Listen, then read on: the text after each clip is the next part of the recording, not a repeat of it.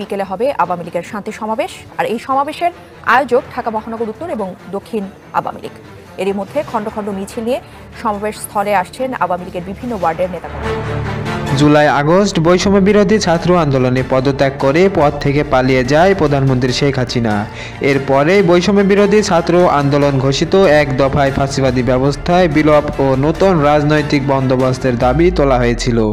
এরপরেই আওয়ামী লীগ নেতা কর্মীরা চুপ থাকলেও আজ 16 ডিসেম্বর বিজয় দিবসকে ঘিরে মহা আন্দোলনে ডাক দিয়েছে আওয়ামী লীগ।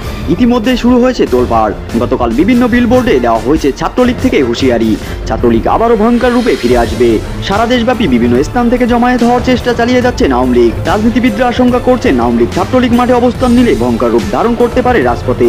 ইতিমধ্যেই আওয়ামী লীগ এবং ছাত্রলীগের নেতাকর্মীদের গণহারে গ্রেপ্তার সহ মারধর করা হচ্ছে। এদিকে জয় বাংলা জয় বঙ্গবন্ধু স্লোগান নিয়ে এগিয়ে আসছে ছাত্রলীগ নেতাকর্মীরা।